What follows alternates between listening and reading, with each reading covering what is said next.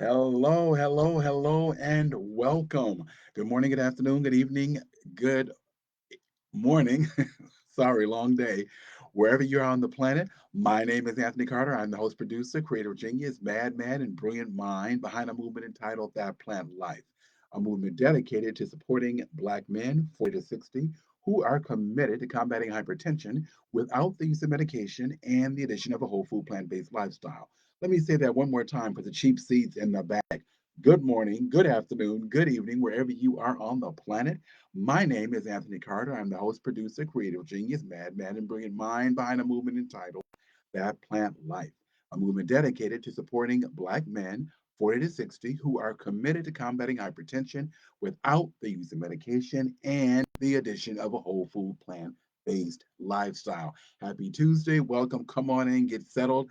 I have once again what I believe is some incredible information for you, some stuff you can use tonight, right now, some things you can think about.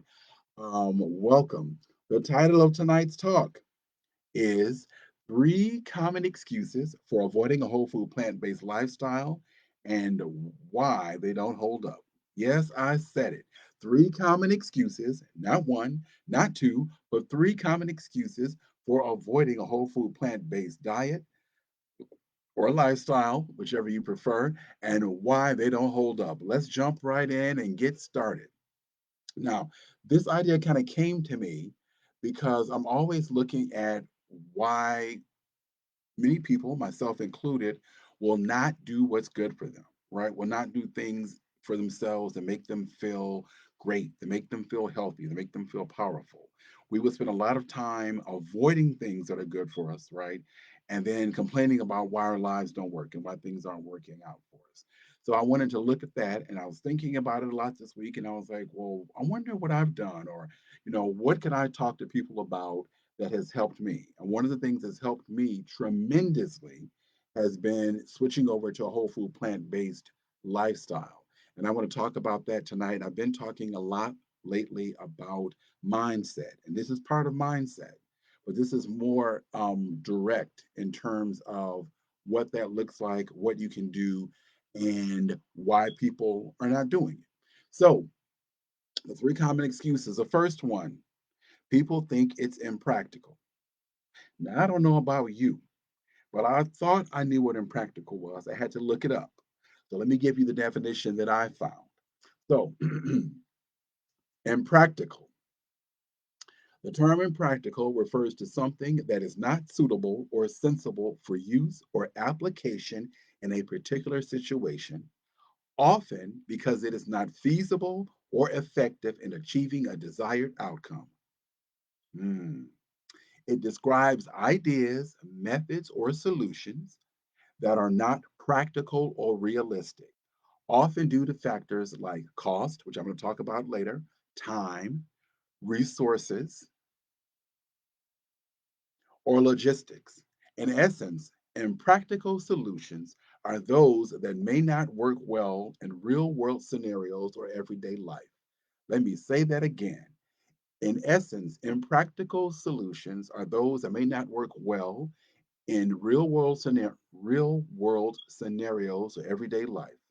My goodness, folks. I don't know about you, but that is a mouthful and an earful if you ask me.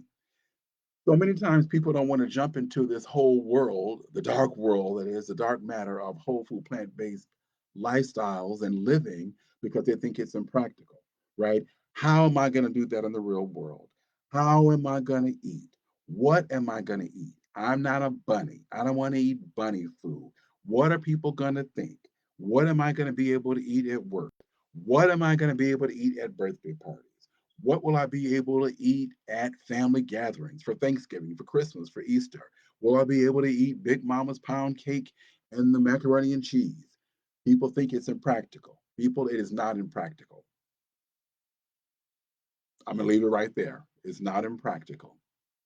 People will adjust to what you're doing that is new and productive. They will fight, they will resist. You might even fight and resist, but people will adjust. We have to stick with it long enough so that it becomes our quote unquote new normal, right? So it's no longer impractical. And like the definition said, it's something that, the belief is that we can't do it because it's not something we can do in everyday life. It absolutely is something you can do in everyday life, right? I was with some people the other day for breakfast, and I looked at what I had for breakfast, which was some potatoes, some mushrooms, some tomatoes. I had them create a dish for me, right? It was very tasty. Everybody else had, omelets with bacon and ham and all that. And I looked at that and I thought, I remember when I used to really like that, when I used to really eat that. And that was a big deal. And to me, that's what breakfast meant. And it wasn't practical to me to think about anything else. Let me show you how things changed. The day on my way home from work, I was craving kale so bad I had to make a pit stop at the market and pick up a sack. Yes, it can happen. You have to stick with it long enough so that the impractical becomes practical. Babies learn to walk. That's how they learn to walk. Nobody is crawling around at 30 or 40 years old, right? When they first started walking, they were falling down and picking themselves up. It was impractical for them to move across the room on, upright on both feet, right? But it happens. We can make it happen. Let me move on to the second one. The second common excuse for avoiding a whole food plant-based lifestyle/diet and why it doesn't hold up. People say it's expensive. Hmm. You know what's really expensive? Doctor bills. What's really expensive is medication. What's really expensive is taking time off of your job to go to the doctor to handle something that could have been avoided had we been eating like we had some sense. I'm just saying, right? It's not too expensive.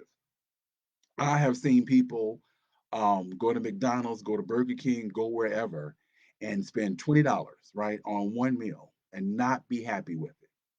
Beans and rice is $2. Hello, beans and rice is $2. Two, not one, but two, $2. It can happen. It can be done. Um, Vegetables, depending on where you get them and where you buy them from, you may get the organic, you may not. Yeah, if you're getting organic from certain places, which shall remain nameless, you may pay a whole lot of money for a little bit of vegetables. Or you might go to a market like I do. You can get it where I go to, where you can get a whole lot of vegetables for a small amount of money. When I first moved here to Connecticut, there's a market we used to go to every Saturday, which is located in East Windsor. We used to go every Saturday. I would spend $40 on vegetables. That was enough. $40 was enough vegetables to last me for a week's worth of meals. If you break that down, that's about $6 a day. If you break it down further than that, and you're eating 3 meals a day, that's $2 a meal. Folks, I don't know that you can go and eat. I don't know where you could go and eat that cheaply ever in life anywhere on the planet. So it's not too expensive. People make that up. And expensive, and what's expensive is relative, right? What's expensive to me may not be expensive to you, and vice versa. For example, I was with somebody today, a young person who was looking at planning a trip. And this hotel on the East Coast, you could either pay $360 a night for this hotel, or you could go upstairs and pay $1,000 a night, right? Now, if you're only making 18 to $19 an hour, yes, $1,000 a night is a lot. If you're some of these big rollers, if you're Jay-Z or Beyonce or somebody of that nature, $1,000 a night is probably pretty low, pretty cheap, right? So expensive is relative. However, you're going to pay one way or the other. You're either going to pay somebody to take care of you when you don't feel well and you're doing things that could be prevented, or you're going to take the money and spend it on yourself now in the here and now for something that may be cheaper, that should be cheaper, that will have dividends, will pay off in very wonderful dividends in the future. So you're going to pay either way. Keep in mind, expensive is relative. What's expensive to one person may not be expensive to the next person. Now, let me get to my final, final, final excuse. Now, this one, folks, I'm going to have to take a pause and a breath. As the old folks used to say when I was growing up, I'm going to have to blow for just a minute. Okay, this is one that drives me and my mom absolutely up the wall. And if I still had some hair, if I still had my locks, I would rip them out. I'd be tearing them out when I hear this question or this comment or this way of approaching people who no longer eat animal and dairy products. Now, I'm getting ready to say something that I know may offend a few people. And if I had a nickel or a penny for every time I heard this statement, this question, this inquiry, I would be a wealthy man, right? I would be sitting in some other part of the world broadcasting from Costa Rica or Italy. But I digress. Here it is, folks. Let me roll it out for you. It's the big protein myth. Let me explain. Whenever folks talk to myself or my mom, because she and I've had many jokes about this, people will ask us when they hear we're vegan, vegetarian, vegan, or whatever, vegan, whole food, plant based. The question is always, where do you get your protein? Hmm. I just talked about things that were inexpensive, right? Folks, you don't have to eat steak to get protein. You can get protein from lentils.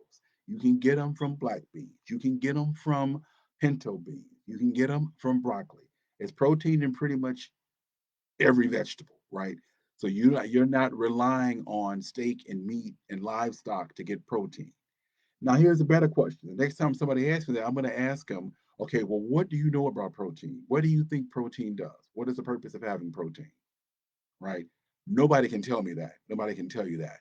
Um, what you ought to be focused on is getting fiber in your diet. And those things I just mentioned, the lentils, the beans, the black beans, the brown beans, loaded with fiber. That's what we should be focusing on.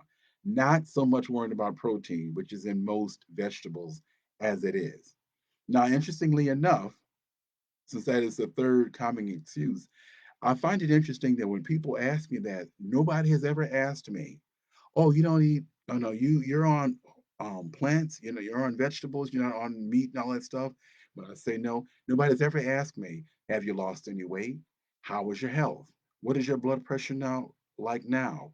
What are you planning? What are you able to do? How is your love life? How is your family? What are you what have you been able to whip up, accomplish, do because now you are not eating junk and thinking junk? That never comes up. It's always the big question about where do you get your protein? So do me a favor, do my mom a favor. Mom, I'm speaking for you too. Do both of us a favor and just don't ask us anymore about protein. Just don't do it. Just don't do it. Don't ask vegans about protein. Folks, don't do it. It is not a good way to go. So let's review cats and butterflies, boys and girls. Um, from the very top, three common excuses. It's impractical, which we debunked just now. It's expensive. We debunked that one because expensive is relative. You're going to pay either way. You're going to pay the piper either way. And the third one about the protein myth. That's a common excuse. Well, I couldn't do that because I got to have protein. We debunked all three of those. Look at this in less than 20 minutes. We are doing very well. Okay, I'm going to wrap it up here. Hopefully, you have learned something. Hopefully, you have picked up some tools, some things you can use right now, tonight, where you are, where you stand, to move your life forward, to make things great for you and your loved ones. I'm going to check out here. Before I do, be sure and go to Cellful Organics. I'll put the link in the chat. Hey, Lewis, how you doing? I'll put the link in my chat above me. Go to Cellful Organics. It's Mr. Alton Weeks' company. He's got some juices. Get your mitts on some of those juices and get right. He has a story. He and I did a master class a couple of weeks ago. The founder of Soulful Organics has lost 100 pounds. He's gotten off of a ton of medication. He has turned his health around. I can't even begin to tell you how miraculous it is. All with plants, right? So it can be done. You can do it. Go over to soulfulorganics.com. The link, I have included it here. If you want to work with me now and or in the future and would like a free 30-minute consultation, come on by, stop on by, don't be afraid. My Calendly link is also in the box above me. I see people on Thursdays and Fridays. When I see, I mean as in talk and chat with on Zoom. Let's see if we're a match. Let's get you healthy. Let's move all those excuses. Notice I said excuses and not reasons. We're not doing PC tonight. I said excuses. Let's get together and get these excuses out of the way so that you can have the health you want, so you can do what it is you want on the planet, so that you can make your health an asset and not a liability. All right, I am going to get out of here now. Go take care of yourself. Take care of your loved ones. Let your loved ones take care of you. Eat like you got some sense. And most importantly, get some plants on that plate. My name is Anthony Carter. I'm the host, producer, creative genius, madman, and brilliant mind behind a movement entitled That Plant Life, a movement dedicated to supporting Black men 40 to 60 who are committed to combating hypertension without the use of medication and the addition of a whole food plant based lifestyle. Let me say that one more time for the cheap seats in the back. Good morning, good afternoon, good evening, wherever you are on the planet. My name is Anthony Carter. I'm the host, producer, creative genius, madman, and brilliant mind behind a movement entitled That Plant Life, a movement dedicated to supporting Black men 40 to 60 who are committed to combating hypertension without the use of medication and the addition of a whole food plant based lifestyle. Take care of yourself. I'll talk to you